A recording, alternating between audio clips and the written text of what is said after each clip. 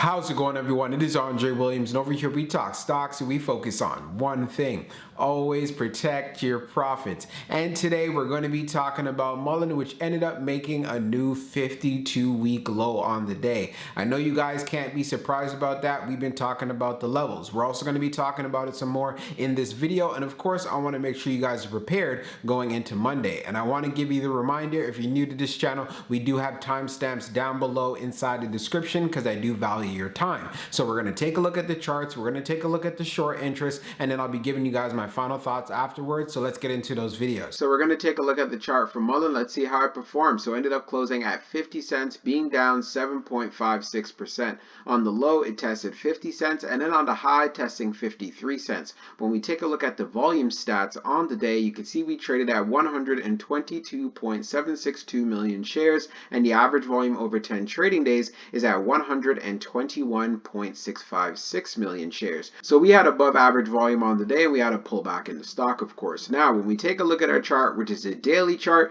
it is looking fairly bearish. So we have Mullen that is trading below all of our major moving averages, which is a 50 EMA to 21 EMA, and as well as the 9 EMA. And if you remember what I said in my previous video, if we ended up breaking through that 52-week low at 52 cents, we'd want to see support coming in at 50 cents. That's where Mullen closed, and that's where we had our low of the day. So knowing that we made a new 52-week low going into next week, it could get more bloody. So I want to make sure you know that. And those levels that you want to watch is that mid 40-cent range. So please add that to your notes if you haven't done so already. So we ended up seeing a high of only 53 cents. Remember, we want to see a move to at least near the 9 EMA. Yesterday was at 58, now it is at 56. And we're seeing a continuation of lower lows and as well as lower highs, and that's why I'm saying it is looking very bearish at the moment. So in my personal opinion, if you're thinking about taking a position, I'd wait for this stock to actually form a base. But aside from that, if you want a bullish move to the upside, it needs to get to 56 cents going into next week. This is a very crucial level, so Mullen can make a move up further. We could have some sellers hanging out right here around the 57 to 58 cent range, so that is something to be aware of. But if we have enough buying volume, it should be able to push right through that. But for the most part, going into next week, the chart isn't looking too great, but let's see what it does. So we're going to take a look at the recent institutional ownership and short interest information from Mullen. So scrolling down on the page, green rows indicate new positions, while red rows indicate closed positions.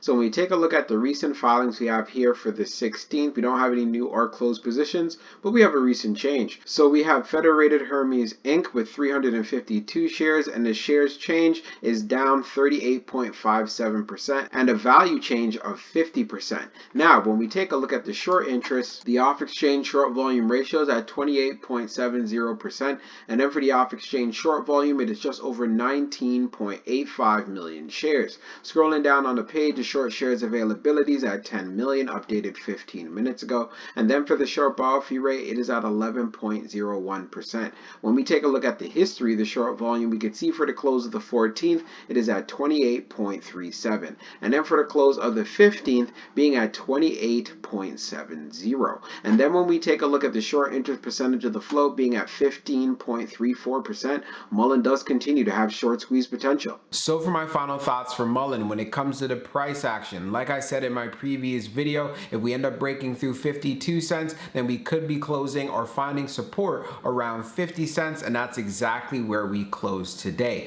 So going into next week, you want to see some strength around this level. If we don't see any strength whatsoever and we break below 50 cents, that's where we could see it trading in the mid 40-cent range. So make sure that you start adding that to your notes. But also keep in mind, since we did make a new 52-week low, there is a chance that you could be catching a falling knife if you don't want to wait for this stock to actually form a base. As far as for the upside, Mullen needs to make a move to 50 cents. This is very crucial because when we were taking a look at those charts, we're seeing a continuation of lower lows and as well as lower highs, and you want to have a reversal. It gets to 56 cents, and then you want to see that move going to at least 60 cents. There will be some sellers hanging out there, but that's why buying volume will be even more crucial. And then when we took a look at the short interest information, Mullen does continue to have short squeeze potential. So just keeping this in mind and knowing that they do have a catalyst in regards to October and they're going to be doing their tour, we might be able to see some momentum coming into the play. But if you are thinking about taking a position,